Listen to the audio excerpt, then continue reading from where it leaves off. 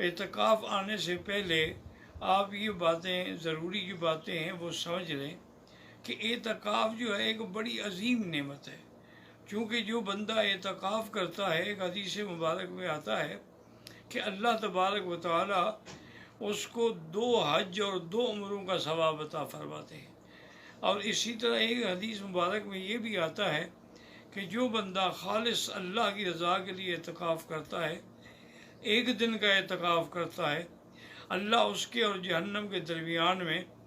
2 خندقوں کا فاصلہ کر دیتے ہیں۔ ایک خندق کا فاصلہ اتنا ہوتا ہے جیسے زمین و آسمان کا فاصلہ ہے۔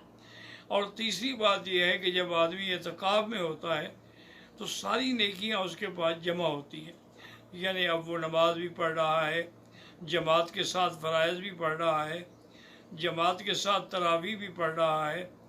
اور انہی ایام میں انشاءاللہ لیلۃ القدر کی رات بھی ہے، تو معتکف کو لیلۃ القدر کی رات کا ملنا جو ہے انشاءاللہ وہ بھی یقینی ہے۔ اعتکاف کا معنی ہوتا ہے منع، یعنی اپنے آپ کو روک کے رکھنا کہ اللہ تبارک و تعالیٰ نے جو حکم دیا ہے اس پر عمل کرتے ہوئے اپنے آپ کو ہر قسم کے لغویات سے، فواہشات سے، حتیٰ کہ ایک حدیث مبارک میں ہے کہ جیسے عام راتوں میں، رمضان کی راتوں میں تو میاں بیوی کا ملنا جائز ہے، لیکن اعتکاف کی حالت میں میاں بیوی کا ملنا جو ہے وہ بھی جائز نہیں ہے۔ اور اسی طرح میاں بیوی کا آپس میں ایسی باتیں کرنا جو خواہش جماع کے لیے سبب ہوں وہ بھی منع ہے۔ تو آدمی اعتکاف کی حالت میں پابندی سے رہے،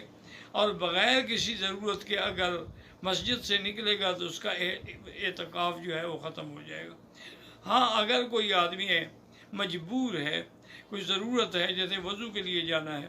یا مسجد میں لیٹے لیٹے اس کو غسل کی ضرورت پڑ گئی، تو اب وہ غسل کے لیے باہر جا سکتا ہے، لیکن وہ کسی سے بات نہ کرے، کسی سے کلام نہ کرے، اور کوئی خاموشی سے جا کے اپنا کام نمٹا کے واپس آ جائے۔ اور بعض علماء فرماتے ہیں کہ اگر اس مسجد میں جمعہ نہیں ہوتا تو جمعہ کے لیے وہ 7 مسجد ہے وہاں جاتا ہے، تو وہاں بھی اتنی جائے دیر سے کہ صرف 4 سنتیں پڑھ کے بیٹھ جائے اور نماز پڑھ کے فوراً واپس اپنی جگہ پہ آ جائے۔ تو اعتکاف کی حالت میں سب سے زیادہ افضل عبادت جو ہے وہ تلاوت قرآن ہے، چونکہ حضور صلی اللہ علیہ وسلم ہمیشہ رمضان کے آخری عشرے میں 10 دن اعتکاف فرماتے تھے، اور جس دن آپ کی وفات ہوئی ہے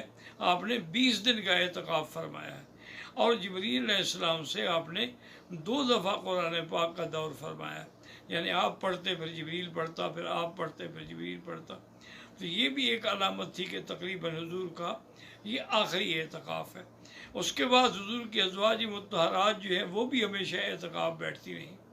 لیکن آج کل ایک سوال پیدا یہ ہوا ہے کہ جیسے لاک ڈاؤن ہے، اب آپ نہ تو کسی مسجد میں جا سکتے ہیں، اور اعتکاف ہوتا ہی اسی مسجد میں ہے جہاں جماعت ہو، تو اس کا آخری حل یہ ہے مجبوراً کہ جیسے عورتوں کا اعتکاف گھر میں جائز ہے،